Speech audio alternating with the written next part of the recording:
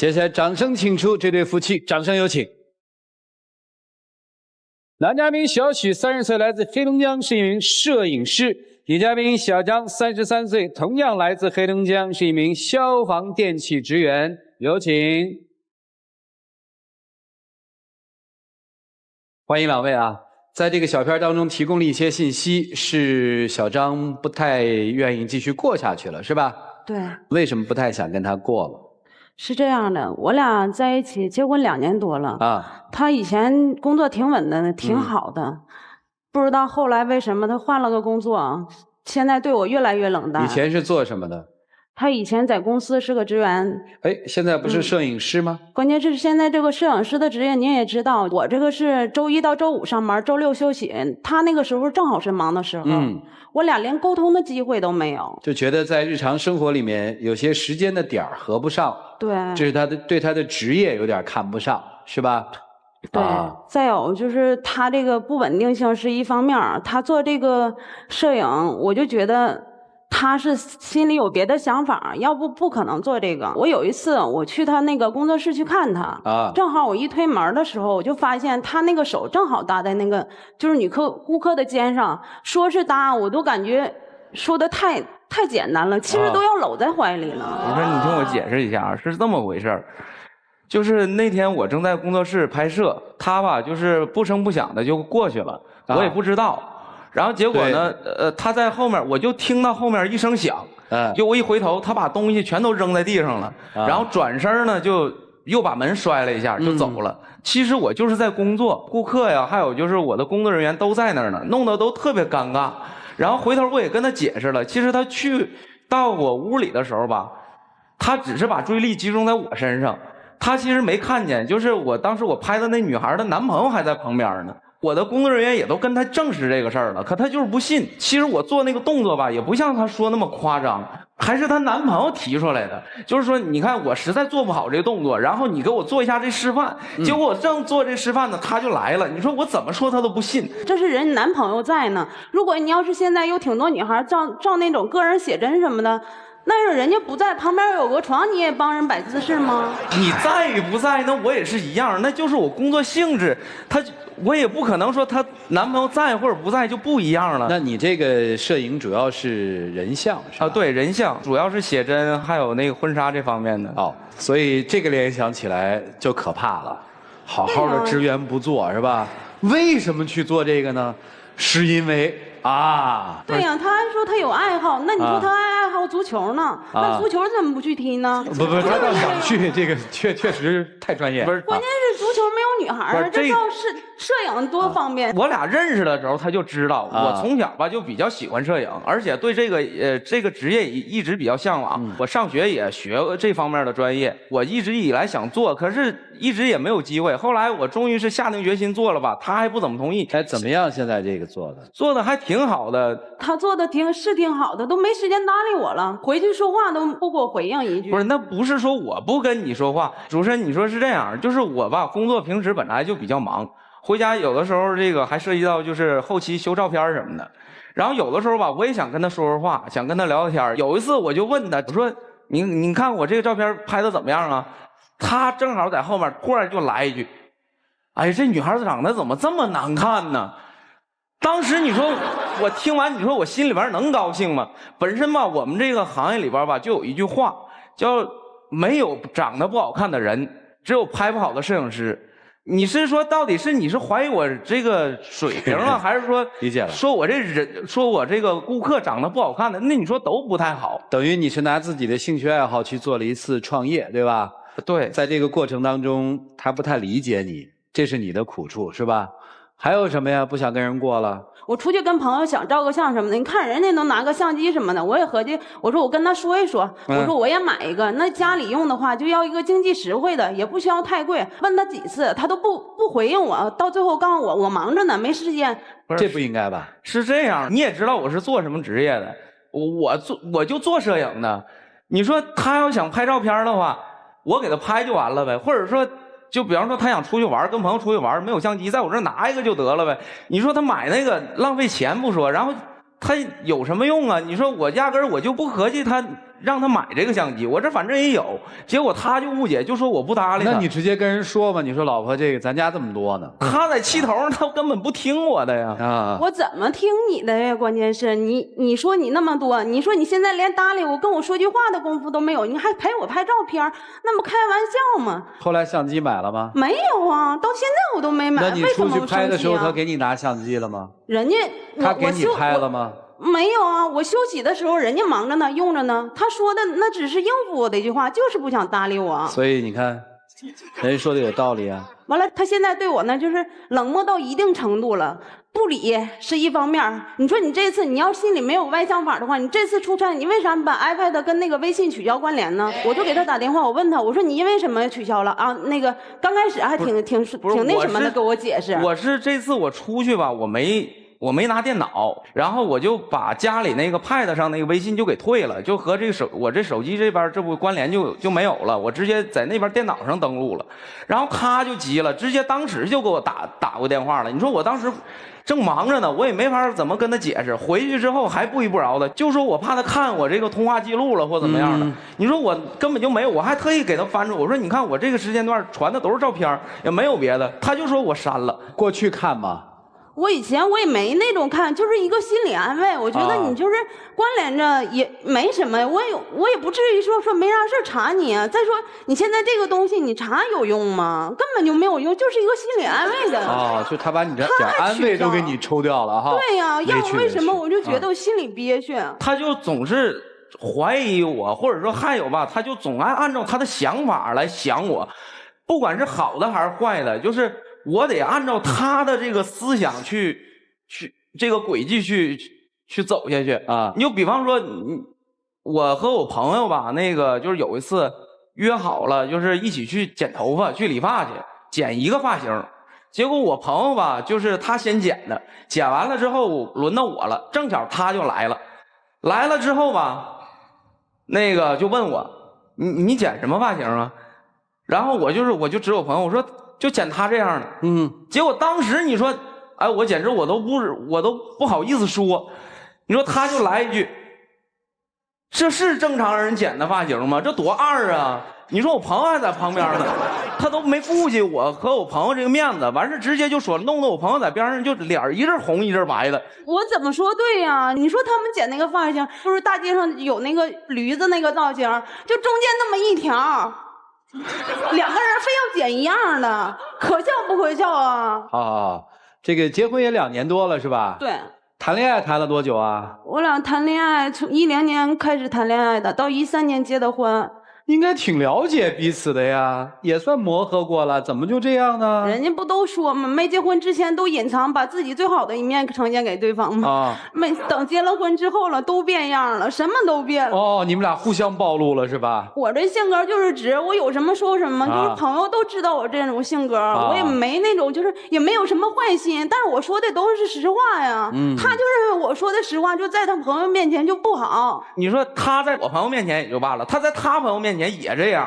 我俩关系吧还没到就是现在这么僵的时候，就有过这种情况。他经常跟他朋友打电话吧，就唠一些聊一些就是我们俩之间的这个事儿，然后经常就会聊一些啊我俩生活的细节啊，还有就是我这人怎么样啊。你说咱俩日子就咱俩过呗，你说你把咱俩这点隐私全暴露给别人了，我心里能高兴吗？我就跟他说，我说以后你能不能不跟你朋友说这些？你跟我聊吗？你都不跟我聊，那我跟谁说呀？跟你父母说吗？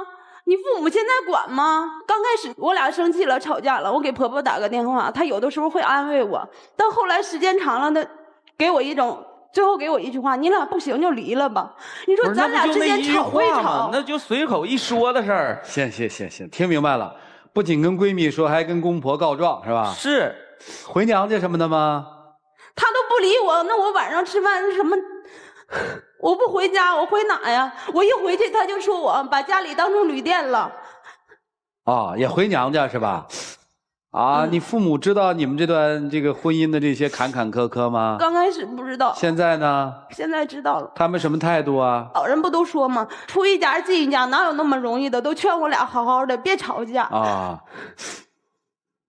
但是你自己熬不下去了是吧？对。哦。我这个资料上面看33对吧？你还比他大3岁哈。对。我问一特庸俗的问题，你们结婚那时候考虑要孩子了吗？结婚的时候我俩就是一直也没领证嘛。不是，等等，是这样的。你们俩是什么关系？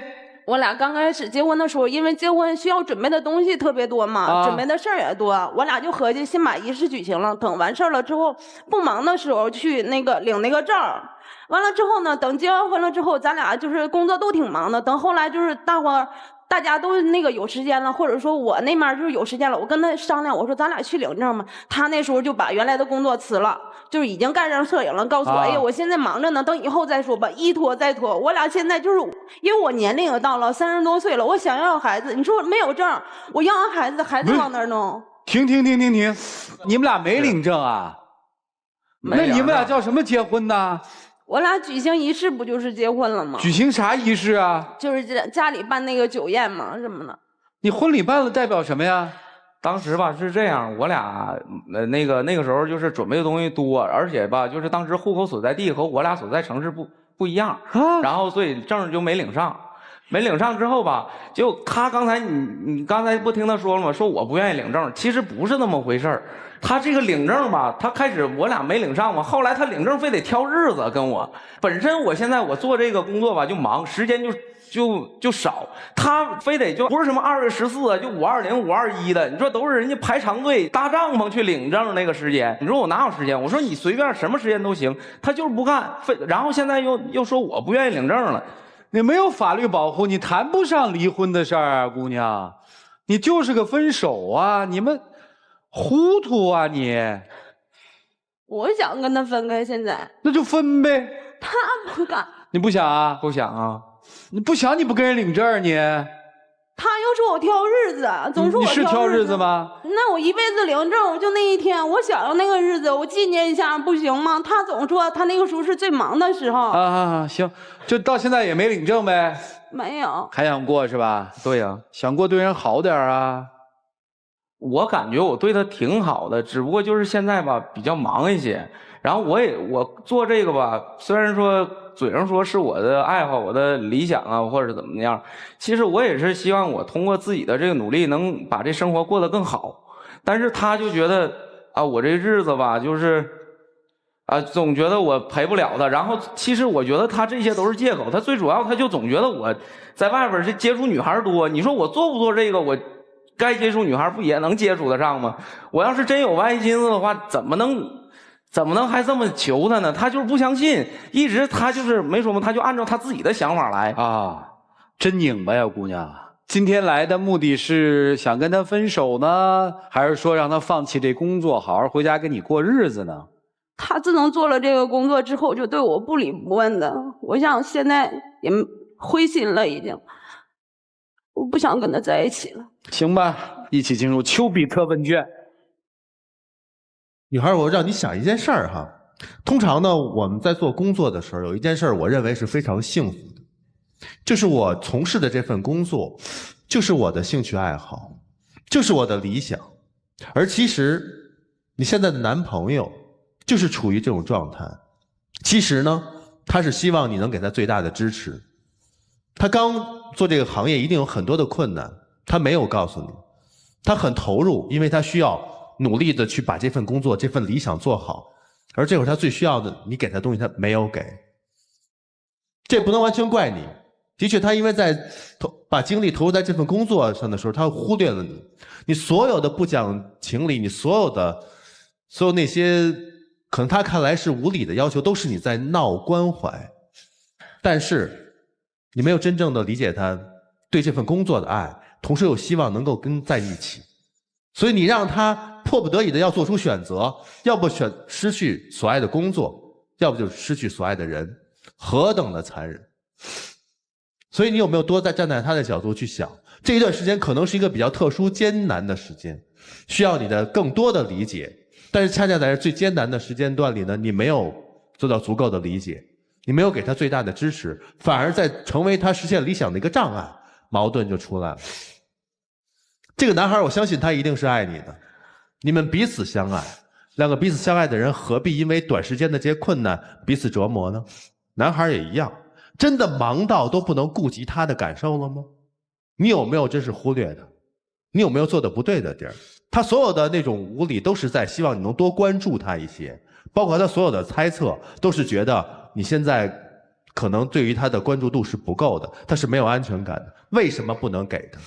最关键的是为什么不能去领一个证？我不相信你，他挑一个日子就忙到说根本就不能排队去领这个证，即使那一天人很多的话，为什么不？所以说啊，两个建议：第一，梳理一下你们之间的矛盾，其实它不是问题，只是暂时间的困难，两个人要一条心去解决它。第二，如果真的觉得彼此都是深爱的话，赶紧去领证吧，别这么不明不白的相处了，好吗？就这样。我其实挺理解这个女孩的，就是我的直观感觉。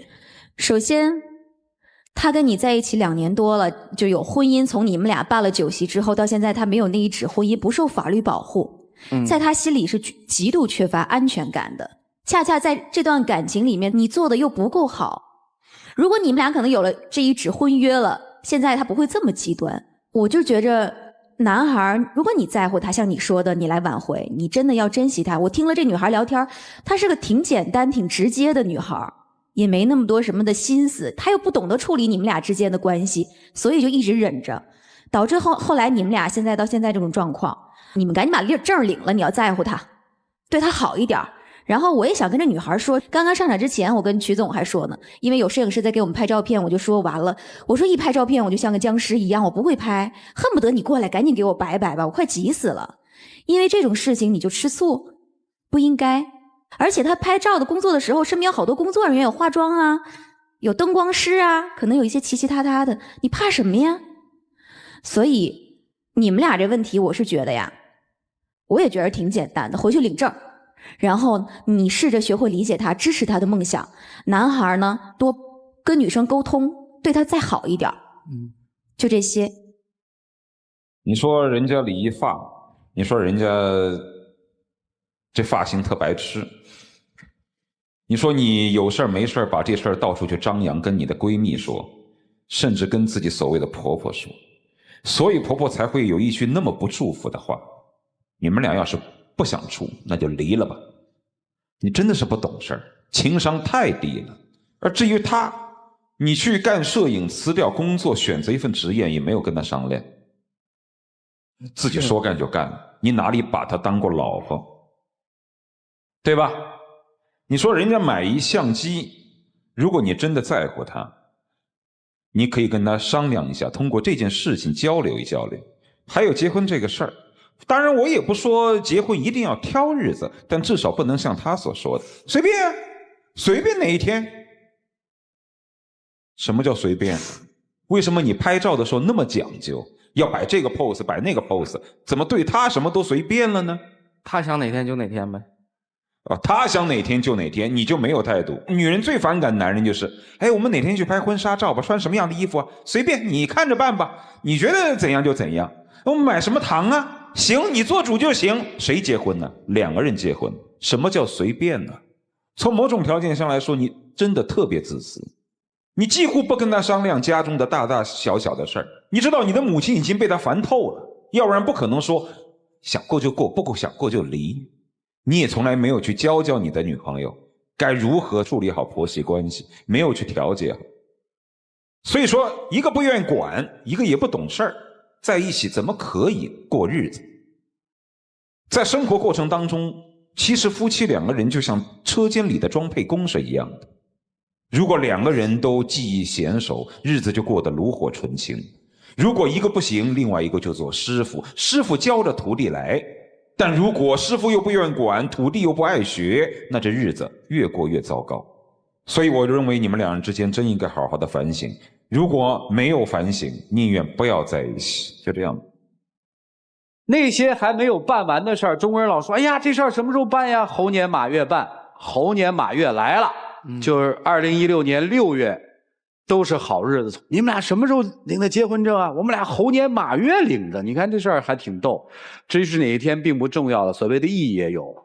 当然我想这一切还是那句话，都不重要。重要的是我要做一个婚姻当中什么样的人。记住啊，猴年马月好不容易到了，掏点心窝子话，做个决定，好开始新的生活。一起进入黄金60秒。老婆，可能以前我真的忽略了你，没给你太多的时间。我一直以来我觉得我可能懂得爱情，但是我真的忽略了我们怎么懂得去生活。可能我在生活上真的缺少了对你的一些关怀。我希望你能给我一次机会，我会把握住，然后回头我们把证领了。你说什么时间，我一定跟你去，我们一起开启美好的明天，一起好好的生活。我再想想。这哭了也没教会你是吧？想领你得告诉人女方什么时候领啊？回吧，回吧，回吧。来，请关门。现在好像有一些地方还是这样，觉得办了婚礼就算结婚了。提醒大家，这个是不受法律保护的。接下来看看。Forever love, forever love, 我只想用我这一辈子。能对他人好吗？能。该是什么时候领证？对，这很重要，回去就领。来，有请我们的小话筒，有请。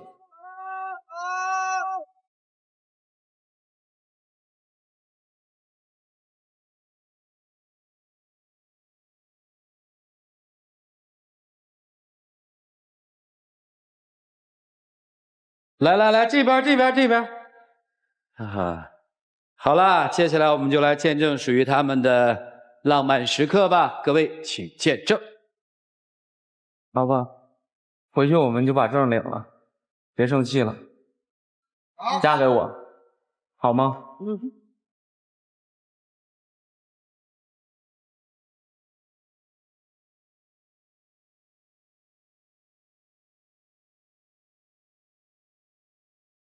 哎呀，祝你们幸福吧！药宝诗、易贝诗把这个礼盒送给你，开心快乐，好吗？谢谢，不客气。牵着他手走吧。谢谢老师。